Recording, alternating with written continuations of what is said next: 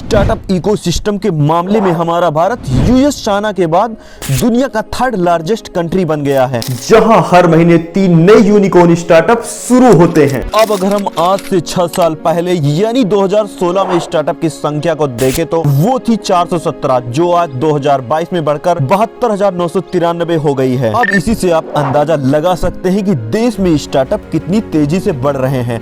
हालांकि इस ग्रोथ के पीछे एक बहुत बड़ा डार्क साइड भी है, क्योंकि यहाँ स्टार्टअप की संख्या जितनी तेजी से ग्रो कर रही है उसका फेलियर रेट भी उतना ज्यादा है। आपको जानकर हैरानी होगी कि इंडिया के हर 100 स्टार्टअप में से 82 फेल हो जाते हैं एंड सिर्फ और सिर्फ 18 ही मार्केट में सरवाइव कर पाते हैं। तो आखिर क्या है इन स्टार्टअप की फेल होने की असल वजह, और क्यों एक्सपर्ट का मानना है कि आने वाले सालों में इंडिया के 90% से ज्यादा स्टार्टअप बंद हो सकते हैं। आइए डिटेल में समझते हैं। Now the mood is changing. Indian startups are now staring at a long and gloomy winter.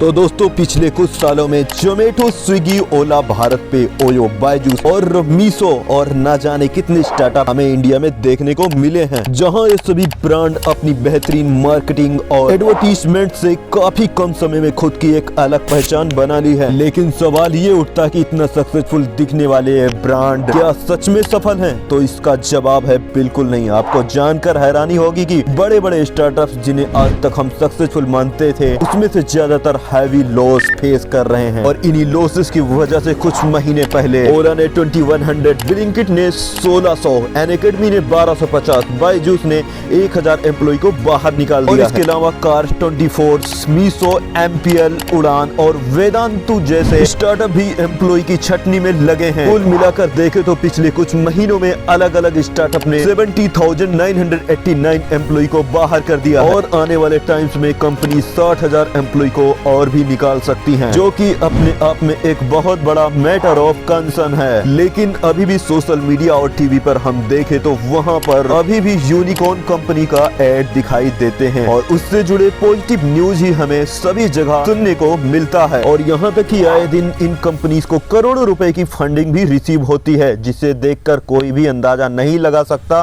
कि ये कंपनीज भारी लॉसेस का सामना कर रही हैं। यहाँ तक कि 2021 में मीशो को 498 करोड़, ओला को 17,453 करोड़ और जोमेटो को 812 करोड़ और स्विगी को 1616 करोड़ का भारी नुकसान झेलना पड़ गया है। यहाँ तक कि लॉस करने वाली कंपनीज के लिस्ट में ओयो का भी नाम शामिल है, जिसे लास्ट फाइनेंशियल ईयर में 3,944 करोड़ का लॉस हुआ है। अब आपने ये बहुत बार सुना होगा कि एडटेक इंडस्ट्री इस टाइम ट्रेंड में है, लेकिन हम नंबर्स पर गौर करें ना तो पिक्चर कुछ अलग ही दिखाई देती है। अनअकैडमी, वेदांतु, बायजूस, अपग्रेड जैसे लगभग सभी एडटेक कंपनीज जबरदस्त लॉस में देखने को मिल रहे हैं। और यही वजह है कि भारत में अपने स्टार्टअप को इन्वेस्टर्स भी मिलने बहुत कम हो गए हैं। जापानीज कंपनी सॉफ्टबैंक, जो इंडिया का सबसे बड़ा इन्वेस्टर है, पिछले साल उसे $26 बिलियन का बहुत बड़ा नुकसान हुआ था, जिसके बाद अब इन कंपनी ने इंडिया में पहले के मुकाबले अब आधा अमाउंट ही इन्वेस्ट करने का फैसला किया है। ठीक इसी तरह कई इन्वेस्टर भी इंडियन स्टार्टअप में पैसा लगाने से पीछे हटने लगे हैं। ऐसे में इन स्टार्टअप के पास पैसा पाने का सिर्फ एक ही तरीका बचा है, और वो तरीका है आईपीओ लेकर आना। इसी वजह से पिछले साल कुछ यूनिकॉर्न कंपनीज खुद को स्टॉक मार्केट में लिस्ट करती हुई दिखाई दी हैं। फॉर एग्जांपल 28 अक्टूबर 2021 को नायका 1125 रुपए के प्राइस पर अपना आईपीओ लेकर आया था, लेकिन पिछले एक साल के अंदर इसके शेयर प्राइस में 52% की गिरावट देखने को मिली है। वहीं पर अगर हम दूसरी कंपनी पेटीएम की बात करें तो पेटीएम भी पिछले साल ही अपना आईपीओ लेकर आया था, जो कि लोगों के बीच काफी चर्चे में रहा, लेकिन एक साल में इसके स्टॉक प्राइस में काफी तेजी से नीचे गिरते हुए 59.8% डाउन चल रहा है। ठीक इसी तरह 23 जुलाई 2021 को शेयर मार्केट में लिस्ट होने वाला जोमेटो भी खूब चर्चा में रहा था। लेकिन अगर आज हम इसके परफॉर्मेंस की देखें तो जोमेटो के शेयर्स ने भी पिछले एक साल के अंदर 50% की गिरावट आई है। अब ओला, स्विगी, ओयो जैसे और भी कंपनीज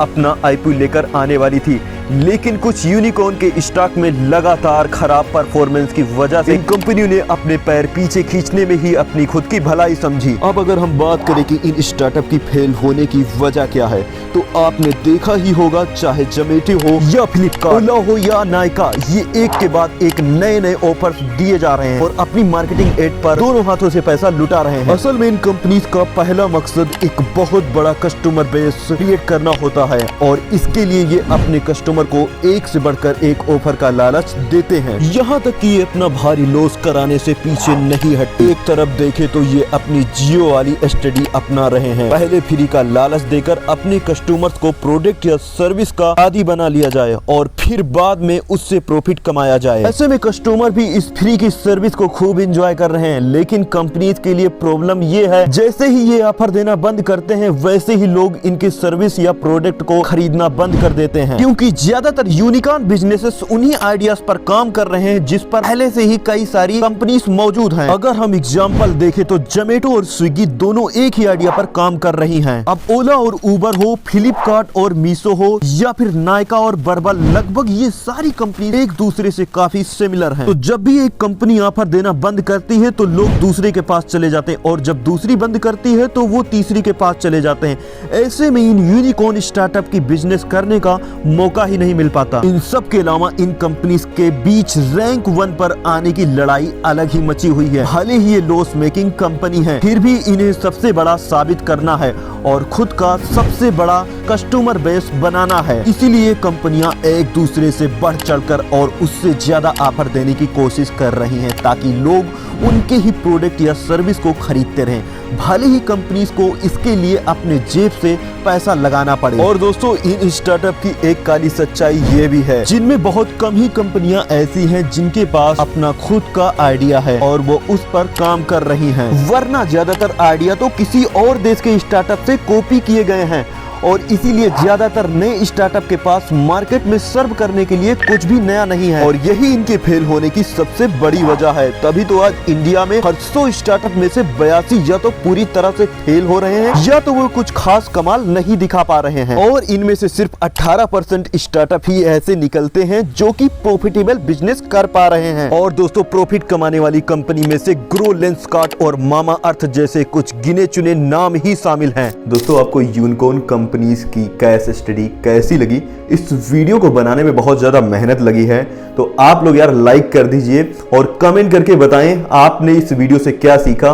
और ऐसे ही नॉलेज के लिए हमारे चैनल पर और भी बहुत सारी वीडियोज पड़ी हैं, उसको आप लोग जाकर जरूर देखें। बहुत बहुत धन्यवाद।